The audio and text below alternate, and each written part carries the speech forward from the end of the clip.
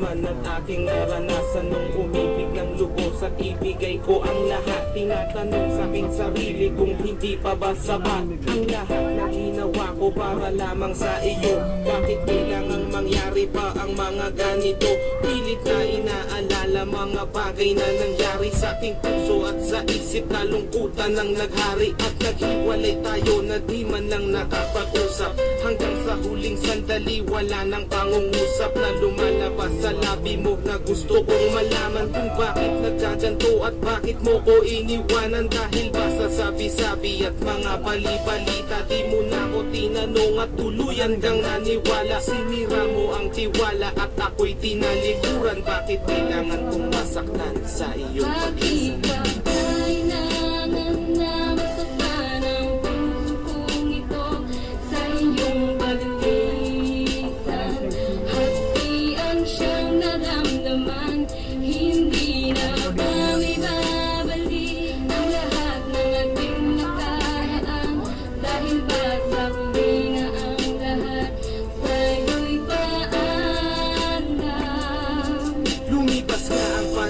At mga sandaling wala ka din ako umasang babalik ka pa pagkat wala nang ang pag-asa. Kahit na ako'y magsisi at lumuha, di na mabilang ang tubig na ipinatak sa lupa. Gustuhin ko man na ibalik, hindi na maaari pagkat sa puso mo meron nang nagmamay-ari. At alam ko na kayong dalawa ay nagmamahalan. Tiniis ko ang sakit at di na kita pinigilan. Ilang beses kong niloko ang sarili kong ito na kaya kong mabuhay kahit na wala sa piling ko. Ngunit hindi pa rin sapat ang maging manhid na lang upang itago ang nadarama, tuluyang maibsan. Nadama ko na may kulang pa sa aking pagtayo. Yun ay di ko maabot dahil sa iyong paglayo. Alam kong di mo na pakikinggan kahit na isigaw. Walang ibang kulang sa buhay ko, mahal kundi ikaw. Bakit kailangan humantong sa hiwalayan ng lahat ang nangyari sa relasyon natin? Hindi ko matanggap, hindi ako nagkamali at nakulang sa'yo sinta. Ngunit anong isinumbi, iniwan mo nag-iisa. Bakit ba kailangan na masaktan ang puso kong ito sa iyong pag-iisan? Hapdian siyang naramdaman, hindi na ba may babalik ang lahat na ating nakaraan?